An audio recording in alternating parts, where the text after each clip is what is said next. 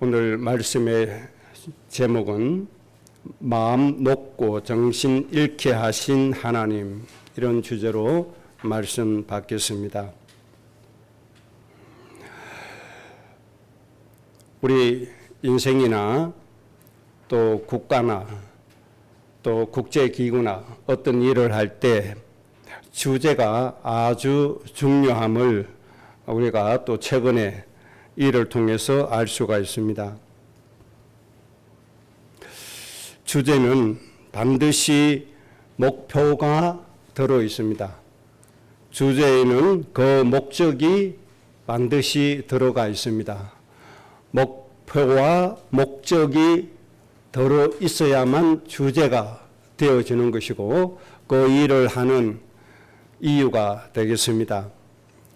지금 프랑스 파리에서 하계 올림픽이 진행되고 있는데 이 파리 올림픽의 주제는 저탄소 발자국 남기는 대회, 이산화탄소를 줄이는 올림픽을 만들겠다, 이런 주제를 가지고 올림픽을 개최하고 있습니다. 주제는 잘 정했죠. 환경을 위해서 이산화탄소를 좀 많이 줄여보자. 주제는 잘 정했는데 정한 주제에 따라 운영이 아주 형편이 없습니다. 그래서 선수들이 많은 고통을 받고 있죠. 탄소를 줄인다는 명분으로 에어컨 설치를 하지 않습니다. 선수들 이동하는 버스에 에어컨을 틀어주지 않습니다. 그리고 창문도 열어주지 않습니다. 40도 육박하는 기온에 에어컨 없죠. 버스 안에 창문 못 열죠. 선수들 그 안에서 기진맥진 탈진하는 선수도 있습니다. 선수촌에 에어컨 안 답니다. 이산화탄소 줄인다고. 그리고 식당에 식사는 또 고기 요리하면 이산화탄소 많이 발생한다고 고기 요리하지 않습니다. 야채, 채소로만 식단을 짜서 만듭니다. 육신의 힘을 많이 쓰는 사람은 단백질을 섭취해줘야만 체력이 유지가 되어지는데 탄소 줄인답시고 육식을 가지고 음식을 안 만드니까 선수들이 배견하지를 못하는 겁니다. 채소만 먹고 배견합니까? 안 되죠. 주제는 잡았는데 운영이 그렇게 안 되는 거죠. 그래서 선수들이 엄청나게 고생하고 있습니다. 말은 선진국인데 선진국 수준이 안 되는 거죠. 우리나라 한 20, 30년 뒤처진 것 같은 그런 분위기죠. 길거리에 오줌 싸야 되고 찌린내 진동하고 지하철 안에 찌린내 진동합니다.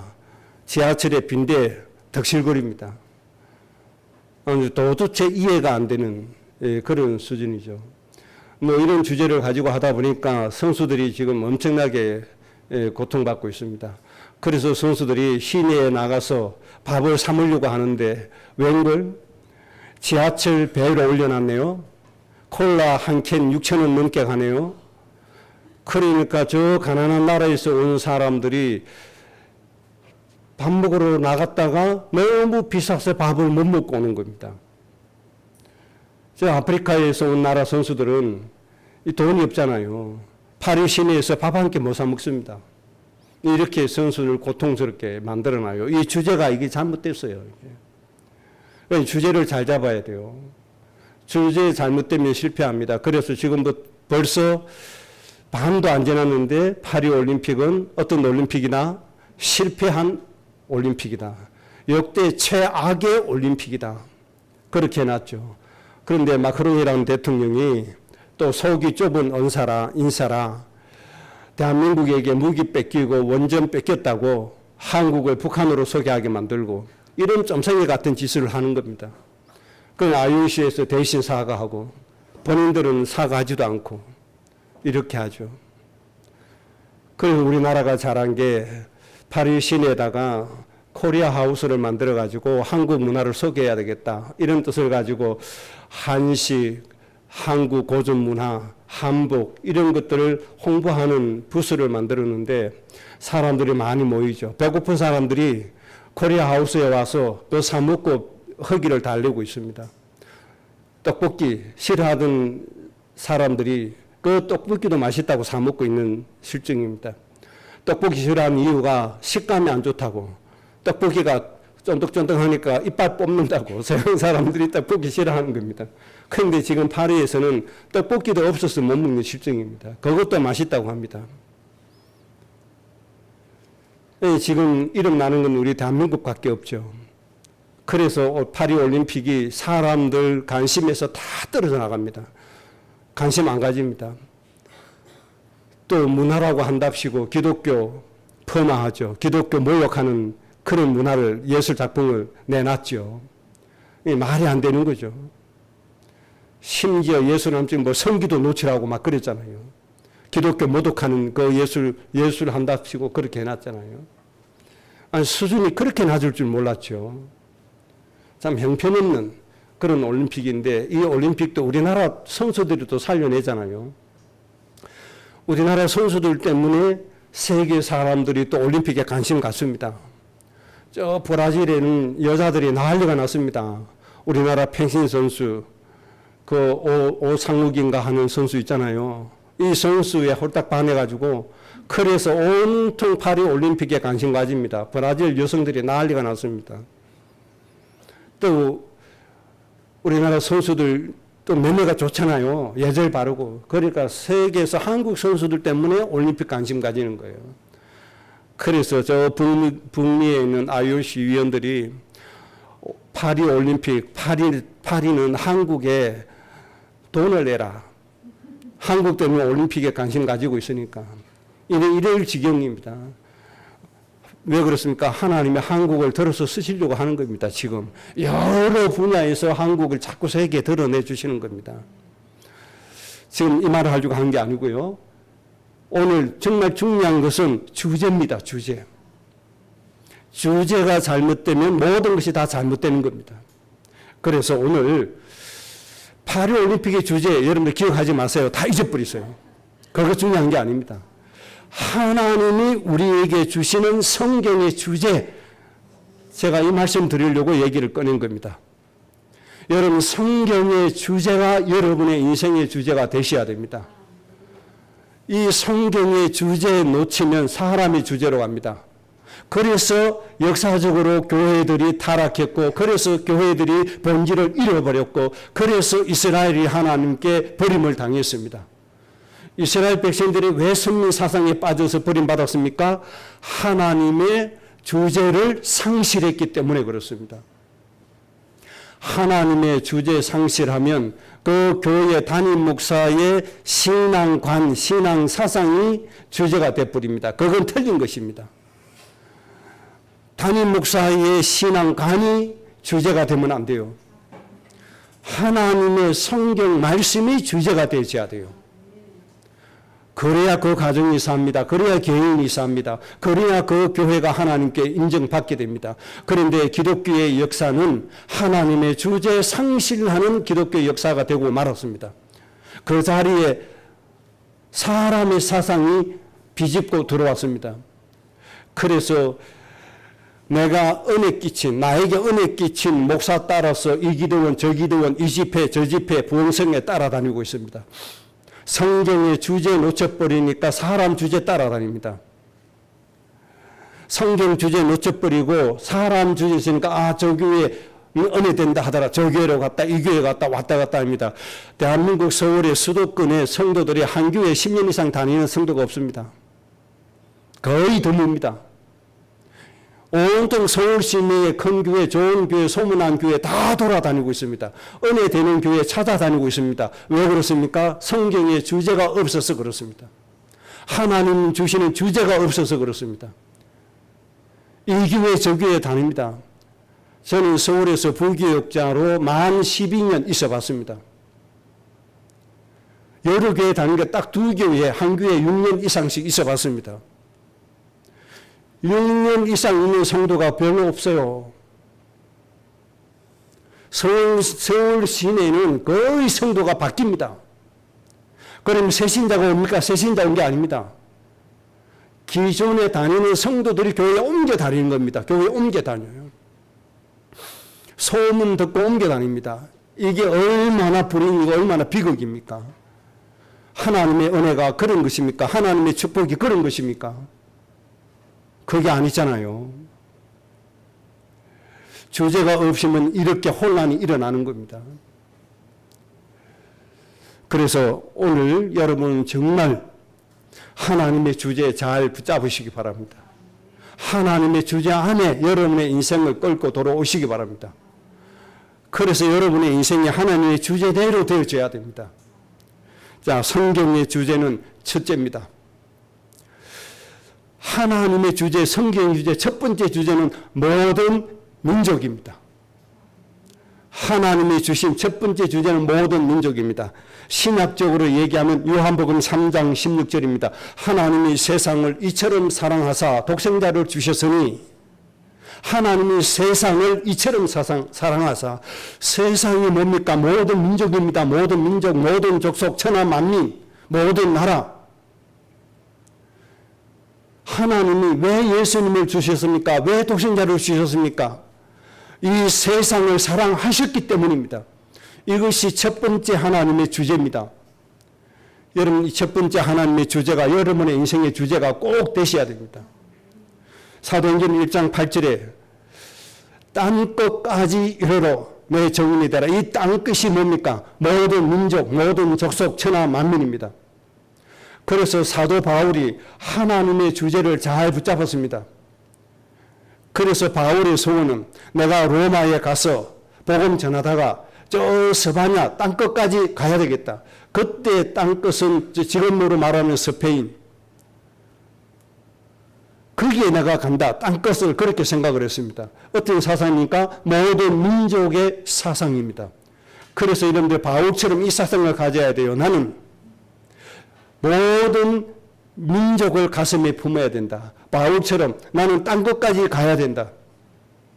그래서 이스라엘을 회복시키는 조건, 첫째 조건이 너는 이방인의 빛이라. 땅끝까지 복음을 전거해라.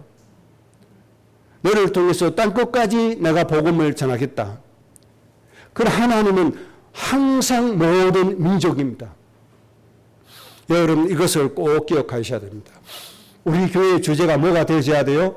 모든 민족입니다. 그래서 우리 교회의 주제도 모든 민족으로 시작합니다. 그리고 우리 교회의 마크도 지구 본 위에 예수 그리스도의 십자가로부터 시작을 하는 겁니다. 이 작은 반원, 그게 지구입니다. 모든 민족입니다. 여기에 예수님의 십자가 중심으로 시작을 하는 겁니다. 그래서 아이들이 손을 들고 할렐루야 찬양하는 것이 십자가의 마지막 표현인데, 바로 하나님의 나라 성취하고 하나님께 찬양과 경배 드리는 것이 우리 교회의 마크입니다. 골로새서 2장입니다. 그래서 여러분의 주제가 하나님의 말씀처럼 모든 민족이 여러분의 주제가 돼야 됩니다. 이게 안 되니까 보편적으로 오늘날 모든 교회의 주제는 예수 믿고 복받아라가 주제가 되고 있습니다. 예수 믿으면 복받는다, 예수 믿고 복받아라, 이것이 교회의 주제가 되고 말았습니다. 그래, 이 주제가 틀리니까 교회가 기복신화로 가서 불신자에게 지탄받고 있는 교회로 타락하고 말았습니다. 주제가 틀리면 그렇게 되는 겁니다. 그래서 여러분 주제는 뭐라고요? 모든 민족이라는 걸 알아야 됩니다. 그 다음에 두 번째 주제입니다.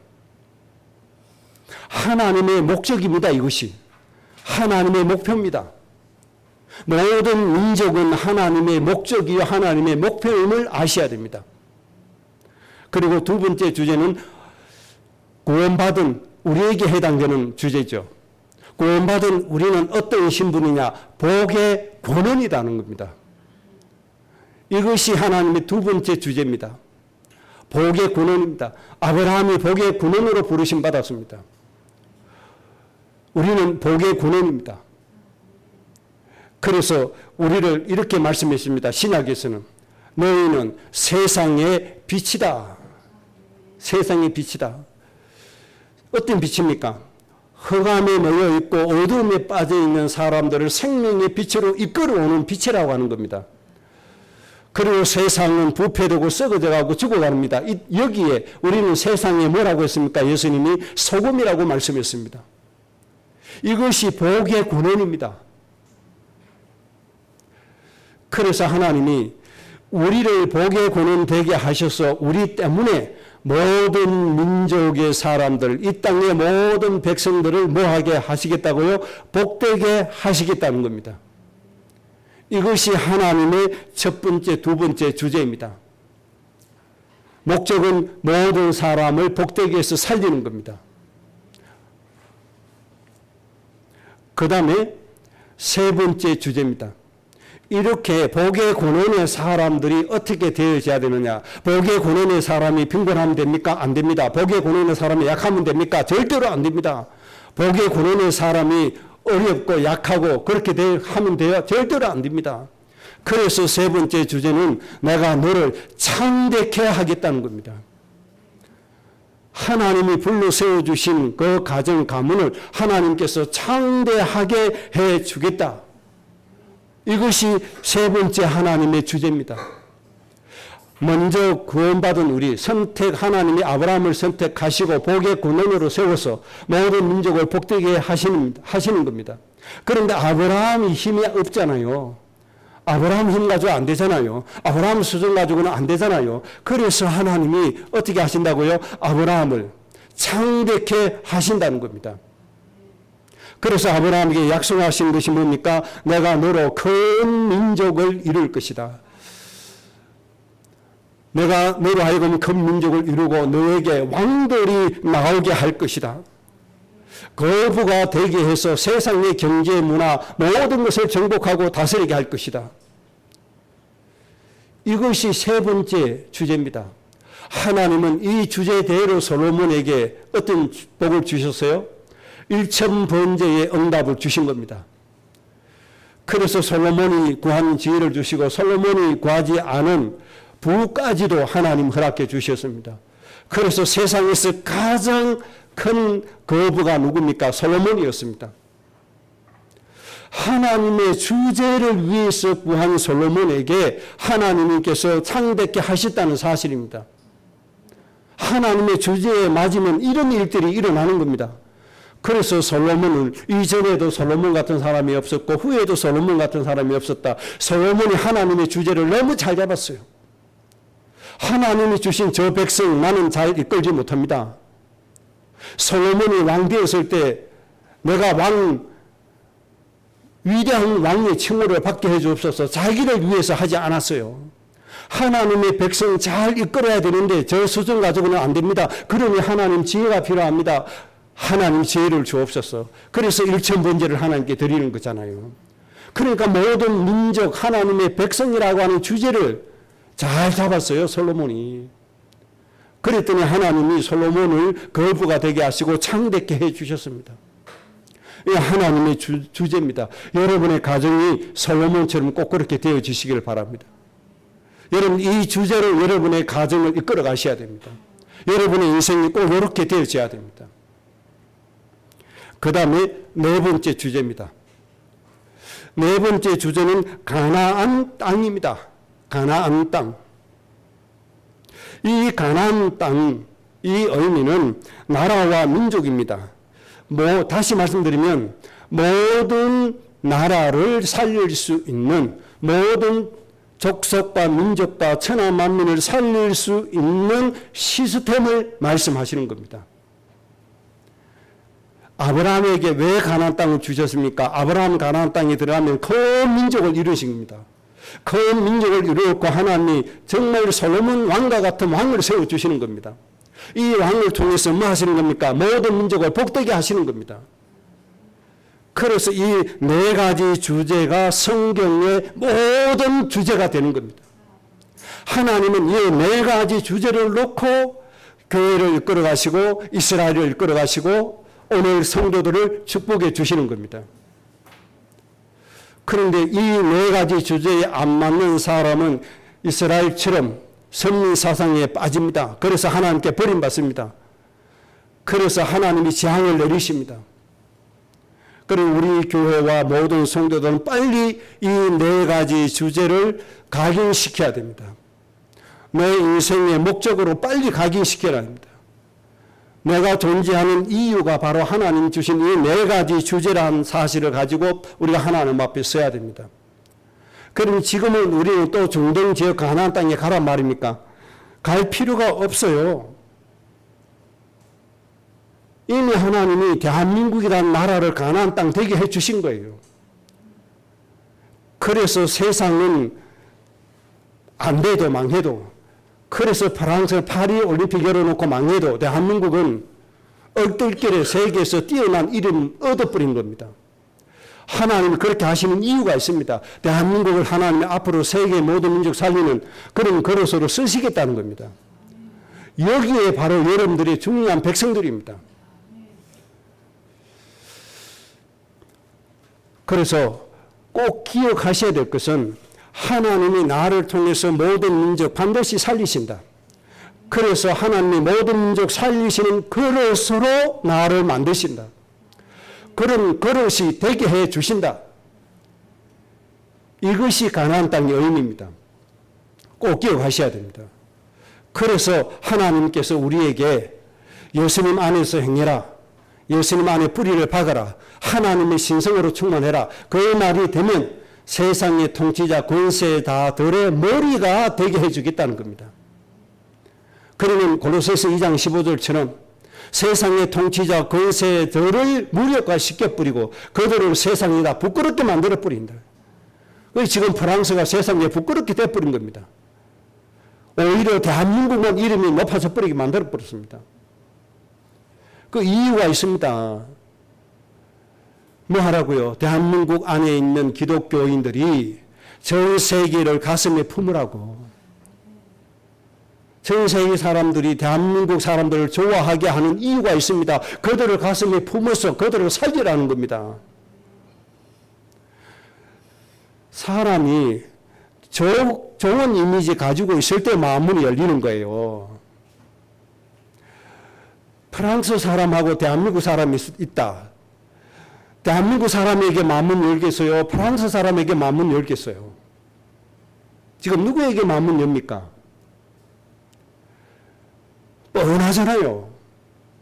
이때 마음문 열렸을 때 뭐 하라는 거죠? 하나님의 생명의 복음을 전해라는 겁니다. 하나님의 말씀을 전해라는 겁니다. 그래서 하나님 자녀 되게 하라는 겁니다.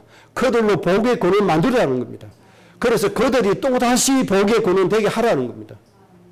그래서 자기 나라에서 정말 하나님의 이 네 가지 주제 운동을 또 하게 하라는 겁니다. 이렇게 해서 전 세계에 하나님 나라가 퍼지고 이루어지고 그래서 죽어가는 사람을 살려내야 됩니다. 그런데 이 네 가지 주제로 아브라함이 이제 시작을 했잖아요. 그런데 이 네 가지 주제 받아가지고 가나안 땅에 갔는데 아브라함이 이 네 가지 주제를 사상화하지 못했어요. 이 네 가지를 자기 신앙의 본질로 만들어야 되는데 신앙의 본질로 못 만들었어요. 그래서 뭘 만들었습니까? 의식주의에 빠졌어요. 가나안 땅에 가기는 갔는데 하나님이 큰 민족이 이루실 것을 보고 왕들이 나오게 하실 걸 기다려야 되는데 당장 기근이 와서 먹을 걸 없다고 어떻게 해요? 애굽으로 내려가고 그랄로 내려갑니다. 그래서 애굽에 내려가서 자기 아내까지 팝니다. 자꾸만 육신으로 갑니다. 육신으로. 자기 주제로 가요. 하나님 주제로 가지 않고 자기 주제로 가요. 자기 육신의 복을 위해서 가요. 너무너무 답답한 거예요, 이게. 그래서 하나님이 창세기 17장에서 이런 아브라함 보고 하나님이 화가 났어요. 그래서 아브라함을 다시 불렀어요. 아브라함아, 너는 내 앞에서 온전하고 완전해라. 다시 언약 세우자. 너하고 나하고 다시 맹세하자. 다시 맹세 세웠어요. 그 맹세가 뭔지 압니까? 너는 모든 민족의 아버지가 되라. 하문 고이가 되라. 모든 이방인들의 아비가 되라는 겁니다. 이 맹세를 세우자는 겁니다. 맹세할래 안 할래? 하나님 이 말씀을 하신 겁니다. 그래서 맹세를 했습니다. 또다시 말씀하십니다. 큰 민족을 이루어주겠다. 왕들이 내게로부터 나오게 하겠다. 그래서 이제는 말로 안 되니까 창세기 12장에서는 하나님이 말씀으로 하셨어요. 이제는 말로 안 되니까 하나님이 두 가지 의식을 만들어 주신 거예요. 각인시키라고. 그게 뭡니까? 아브라함의 이름을 아예 바꿔버리는 겁니다. 아브라함을 아브라함으로 바꾸는 겁니다. 이 바꿔준 아브라함이 열국의 아비란 뜻입니다. 모든 민족의 아버지란 뜻입니다. 아예 이름을 바꿔버렸습니다. 이거 가지고도 각인이 안 될 듯 하니까 하나님이 만들어 주신 게 할례를 또 만들어 주십니다. 할례를 행해라. 포피를 베라. 얼마나 아픕니까? 그 고통을 느끼면서 맹세를 각인시키라는 겁니다. 그리고 매일 소피를 보면서 하나님이 주신 맹세를 기억하라는 겁니다. 뭐 하라는 거죠? 체질이 되고 각인이 되고 사상이 되라는 겁니다. 뭐가요? 이 네 가지 주제가. 여러분, 네 가지 주제를 마음의 할례로 각인시키시기 바랍니다. 여러분, 예수 믿고 법과들 할 필요 없어요. 왜? 하나님이 거부가 되게 하실 거니까. 창됐게 하게 하실 거니까. 인간의 욕심에 따라서 아브라함처럼 의식주의 문제에 따라서 애굽으로 내려가고 그걸 갖다가 복으로 달라고 할 필요가 없어요. 구하지 않아도 하나님이 주신 거예요. 누구에게처럼? 솔로몬에게처럼. 여러분, 하나님의 주제를 좀 보세요. 하나님의 축복의 흐름을 좀 보세요. 그 흐름 속에 좀 들어가세요. 이걸 못 보는 이유가 뭔지 압니까? 나에게 은혜 끼쳐준다는 그 목사의 사상 따라가니까 모르는 거예요. 그 목사의 주제 따라가니까 모르는 거예요. 여러분, 목사의 주제 따라가지 마시고 성경의 주제 따라가시기 바랍니다. 하나님의 말씀의 주제 따라가야 됩니다.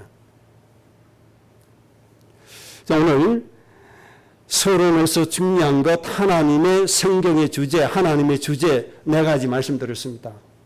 이것을 완전한 여러분의 인생의 주제로 만드시기 바랍니다. 내 인생의 이유가 뭐냐, 인생의 목적이 뭐냐, 인생의 목표가 뭐냐, 내 인생의 주제가 뭐냐 했을 때 모든 민족이다, 복의 근원이다, 하나님이 창백케 하신다, 모든 민족을 살리는 가나안 땅 시스템 그릇되는 것이다.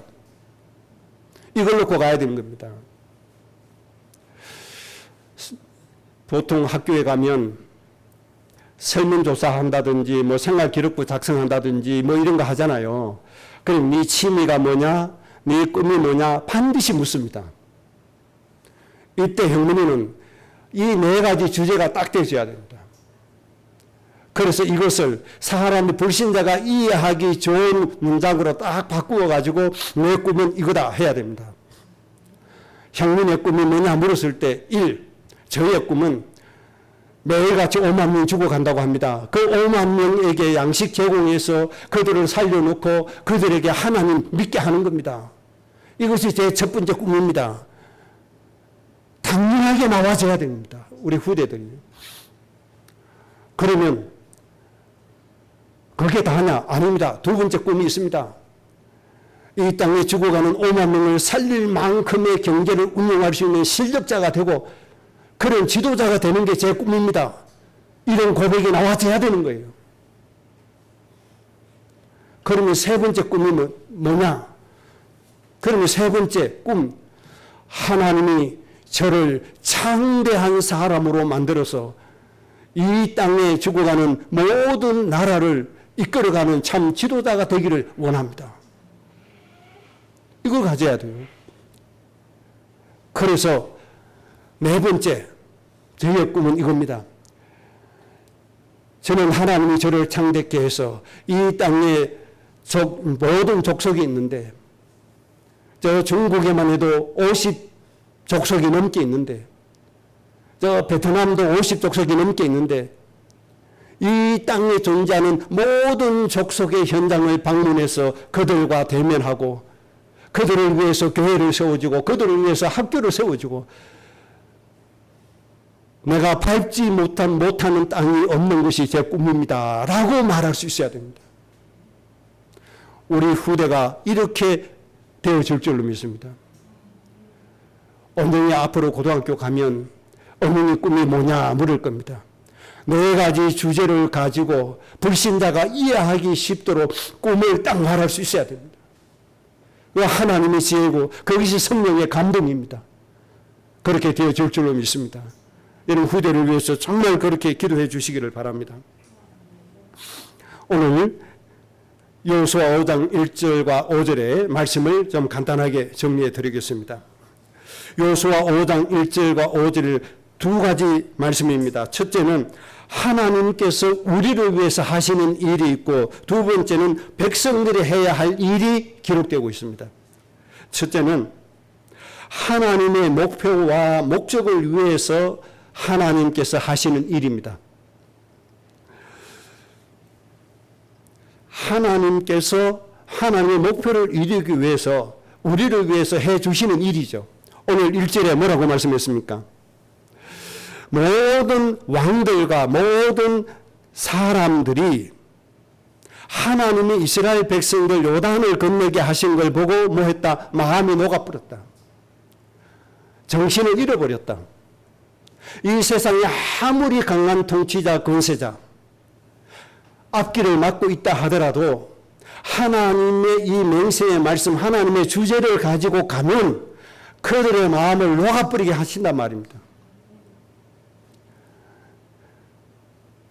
그들의 정신을 잃게 만들어버린다는 겁니다. 프랑스의 마크롱 대통령이 한국 때문에 보통 마음이 상한 게 아닙니다. 그럴 이유가 있어요. 체코의 유럽 나라들의 원전을 자기 나라가 따기 위해서 원자력을 그린 에너지화 하는데 마크롱 대통령이 앞장섰어요. 모든 정치력 동원해가지고 원자력은 친환경 에너지다라고 그렇게 유럽에서 만들게 역할을 한 게 마크롱 대통령이에요. 그래서 체코 원전도 자기가 딸 줄 알았는데 한국이 따가버렸어요. 거기에서 마크롱 대통령이 한국에 대해서 완전히 그냥 반감을 가지게 된 거예요. 이때까지 모든 길을 누가 닦아놨어요? 마크롱 대통령이 닦았다니까요. 유럽 나라들을 설득을 시켜가지고 에너지, 청정 에너지로 구분을 딱 하게 만들어 놨어요. 그 노력이 얼마나 많이 기울였는지 모릅니다. 엄청나게 고생 많이 했습니다. 그런데 체코 원전 누가 가져갔어요? 한국에 가져가 버렸네. 그 뒤에 또 뭐가 따라와요? 체코 내에 고속도로까지도 따라오는 겁니다. 어마어마한 경제가 한국으로 와버렸습니다. 그래서 마크롱이 열받아 버린 겁니다. 완전 정신 잃어버렸습니다. 하나님이 한국을 들어서 쓰시려고 하나님이 그렇게 하신 겁니다. 정신 잃게 만들어버린 거예요. 이해되십니까? 혁명이 엄령이 가는 길 앞에 아무리 세상에 막강한 통치자 권세 힘을 가지고 막는다고 해도 하나님은 그들의 마음을 녹여버린다 이 말입니다. 그들을 정신 잃게 만들어버린단 말입니다. 여호수아 2장 9절에는 홍해를 건넌 것 때문에 가나안 땅의 모든 사람이 간담이 녹아버렸다. 하나님이 이렇게 하시는 거예요. 누가 막습니까? 하나님이 이렇게 하시는데. 하나님 이렇게 하심을 믿으시기 바랍니다. 그래서 우리는 겁낼 필요 없다. 내가 작고 저들이 강하다고 두려워할 필요가 없다. 하나님의 주제만 가지고 나가자는 거예요. 하나님이 기뻐하시는 주제만 가슴에 담고 가자는 겁니다. 하나님이 이루십니다. 출애굽기 7장 1절에는 하나님께서 모세가 약하니까 모세를 하나님 이렇게 축복했죠. 바로 앞에 모세를 신과 같게 하시다는 겁니다. 이게 하나님이 하시는 일입니다. 형님이 언쟁이가 모세처럼 약하잖아요. 세상은 강하잖아요. 그러니까 그 강한 세상 앞에 형님을 뭐 한다고요? 신과 같게 만들어버리신다는 겁니다. 하나님이 이렇게 하신다는 거예요. 여러분 믿으시기 바랍니다. 하나님이 이렇게 하시면 믿으시기 바랍니다. 우리 교회는 교세로 따지면 미약하기 그지없습니다. 우리 누가 외부에서 기존 교인들이 왔다 성도들 몇 아는 거 보고 이 교회는 은혜가 없거나 복음이 없거나 하고 가버립니다. 그런 작은 교회입니다. 그런데 이 작은 교회가 주제를 가지고 있다. 수만 명의 교회를 능가하는 일을 하나님이 역사하십니다. 저는 하나님 살아계심을 믿거든요. 저는 처음부터 이 사실을 믿고 왔습니다. 이 사실을 믿었기 때문에 큰 교회에서 오라고 해도 가지를 않았습니다. 저는 그렇게 어려워서도 가지 않았습니다. 사택 없이 철저 살았잖아요. 양식 없이 굶을 때도 많이 있었잖아요. 이 교회를 개척하면서. 그래서 저는 이 사실 한 가지 믿고 있었기 때문에 움직이지 않았습니다. 갈 이유가 없는 겁니다. 당장 경제 문제만 부담으로 저는 큰 교회를 가야 돼요. 하나님의 축복이라고 가야 돼요. 그런데 저는 안 갔습니다. 왜요? 이 주제가 있기 때문에. 하나님은 이 주제를 이루시기 때문에. 하나님은 큰 무리를 들어서 쓰신 적이 없습니다. 하나님 이 주제를 가진 사람을 하나님이 쓰신 겁니다. 여러분 꼭 믿으시기 바랍니다. 그래서 골로새서 2장 15절에 통치자들 권세자들을 무력화해서 세상에 부끄럽게 만들어 버립니다. 그래서 뭐 하라고요? 하나님의 주제를 가진 자가 정복하고 다스리게 하나님 그렇게 해주신다는 겁니다. 앞으로 한국이 세상을 정복하고 다스릴 겁니다. 이 상태로 가면 여기에서 교만해져서 우상 섬기고 그렇게 하면 안 돼요. 정말 한국 모든 교회가 그렇게 한 거 아니에요. 타락한 교회들이 더 많아요. 90% 이상 타락했어요. 90% 이상 인본주의로 가요. 그런데 숨겨놓은 7,000명이 있어요. 드러나지 않은 보잘것없는 사람. 이들 무리 때문에 하나님이 대한민국을 붙잡아 주신다는 걸 알아야 돼요. 하나님 꼭 그렇게 하십니다. 그 다음에 두 번째입니다. 첫 번째는 하나님이 이렇게 해 주셨고, 두 번째 백성이 해야 할 일입니다. 우리가 해야 할 일입니다. 오늘 여호수아에게 백성들이 해야 할 일을 말씀했습니다. 뭐라고요? 할례를 행해라. 할례의 의미는 창세기 17장에서 여러분들이 이미 익히 알고 있습니다. 그러면 이 말씀이 무슨 말씀입니까? 네 가지 주제를 회복해라 그 말입니다. 우리가 해야 할 일은 모든 민족이라는 주제를 회복하는 것이고, 복의 권원이라고 하는 주제를 회복하는 것이고, 창백케 하신다는 말씀을 회복하는 것이고, 모든 민족을 살릴 수 있는 그릇 준비하는 것이 우리의 주제가 되는 겁니다. 이렇게 되라고 할 일을 행하라 하신 겁니다. 이것이 여러분의 인생이 되어야 됩니다. 그래서 여러분들이 예수 믿고 복 받는다, 예수 믿고 우리 잘 산다, 이런 육신적인 생각을 제발 다 버리시기 바랍니다. 그건 육신이 되는 지름길밖에 되지 않습니다. 하나님의 주제를 나의 주제로 만들어서 정말 때가 되면 하나님의 뜻이 이루어지게 하는 나의 인생 되어지는 겁니다. 천명을 살리는 것도 강국을 이루는 것도 하나님이 하신다고 했습니다. 때가 되면 나 여호와가 속히 이룬다고 했습니다. 너희가 알아서 천명을 이루라 하지 않았습니다. 너희가 알아서 강국을 만들라고 하지 않았습니다. 때가 되면 나 여호와가 이루리라. 하나님이 이루십니다. 그래서 우리는 뭐만 하면 돼요? 할례만 잘 행하면 돼요. 여러분들 마음의 할례 매일같이 행하시기 바랍니다. 매일같이 마음의 할례 행해야 됩니다. 예수님의 주제 요거 회복하는 겁니다. 이거 각인시키는 겁니다. 우리가 해야 할 일은 이겁니다.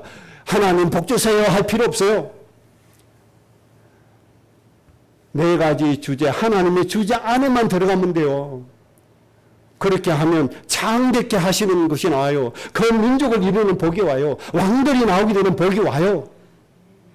하나님 주식이 되어 있는 겁니다.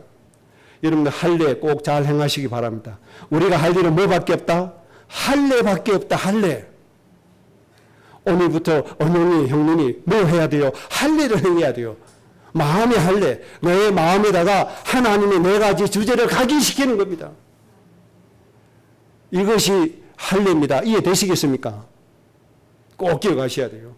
자, 마지막으로 세 번째입니다. 가나안 땅의 의미, 이미 제가 말씀을 드렸습니다. 가나안 땅의 의미는 모든 민족을 살릴 수 있는 그릇되는 것이다.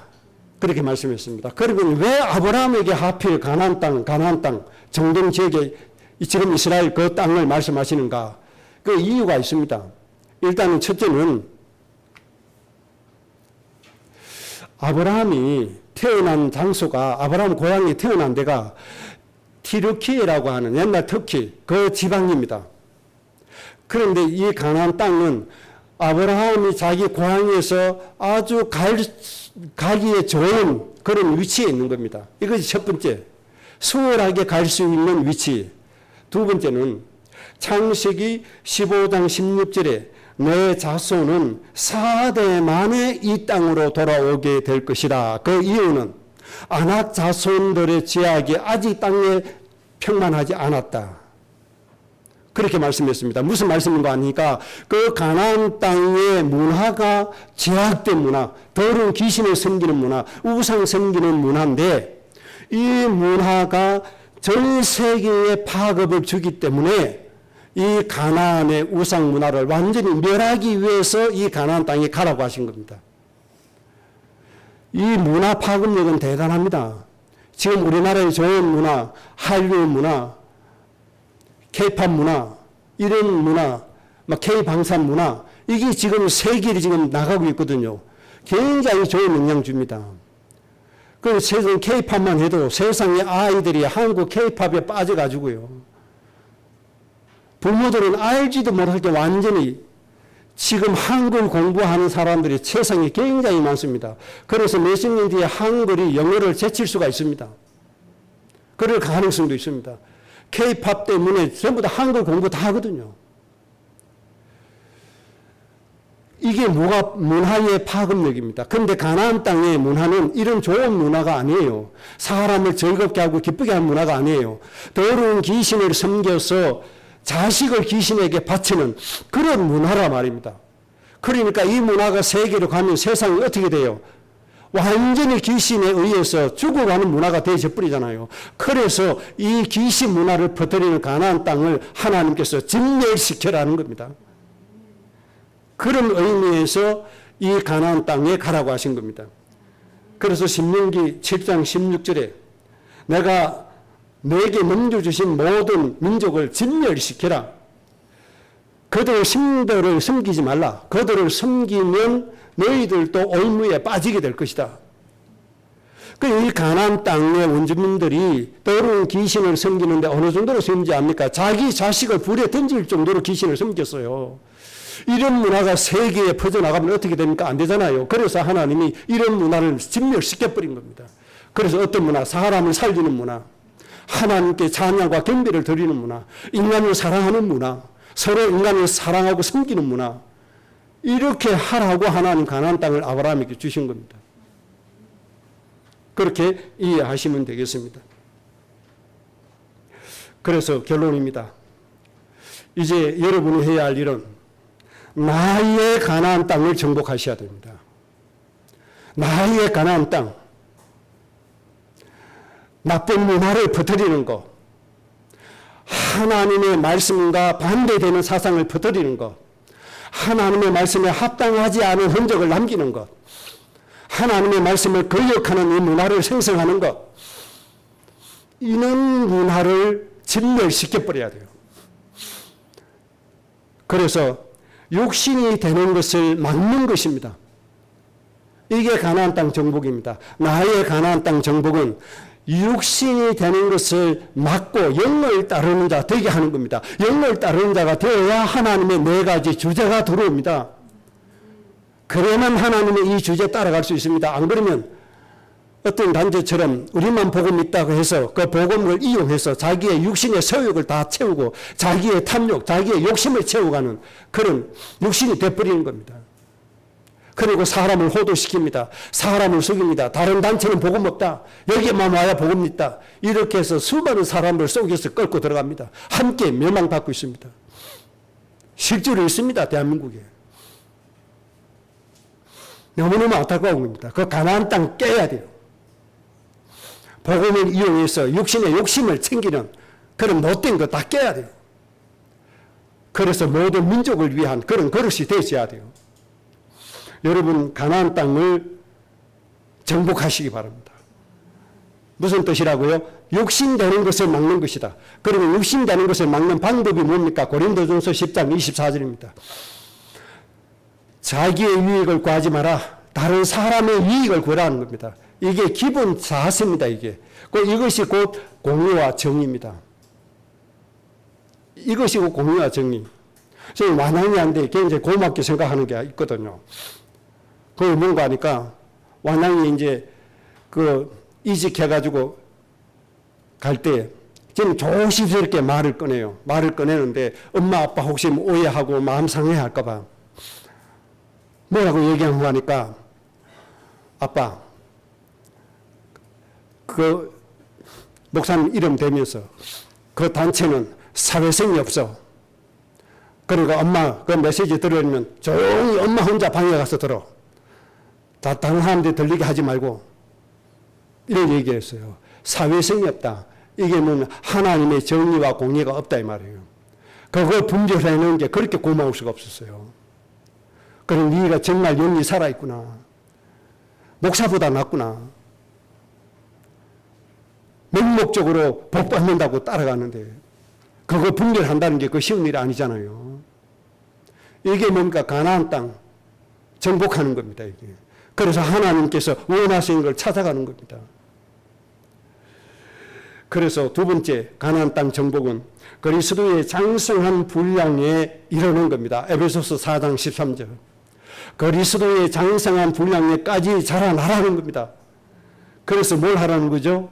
골로새서 2장 9절이 꼭 되라는 겁니다. 너희의 육신과 마음과 영혼 속에 하나님의 신성으로 충만한 사람이 되라는 겁니다. 이게 가나안 땅 정복입니다. 이게 그릇되는 겁니다. 이렇게 되면 뭐 한다고요? 세상의 통치자, 권세자들의 머리가 되게 해주신다는 겁니다. 하나님이 이 시간표대로 앞으로 우리를 이끌어 갈 것입니다. 여러분들 꼭 정리하시고 하나님이 이끌어 가시는 대로 여러분의 가정, 가문이 꼭 이 응답으로 행복하셔야 됩니다. 그리고 세계에 여러분들의 이름을 정말 빛나게 만들어야 됩니다. 그리고 이 땅의 모든 사람들이 여러분 때문에 우리가 구원받았고 여러분 때문에 우리가 복을 받았고 여러분 때문에 우리가 살았습니다. 그래서 우리는 하나님께 너무너무 감사합니다. 그리고 우리도 똑같이 이렇게 살겠습니다. 이 고백이 끊임없이 온 땅에 일어나기를 바랍니다. 그래서 그들이 이렇게 축복해 주신 하나님의 거룩한 이름을 찬송하고 예배하고 하나님을 인하여 즐거워하고 기뻐하는 일들이 온 땅에 이루어지기를 주의 이름으로 축복합니다. 우리 합심으로 기도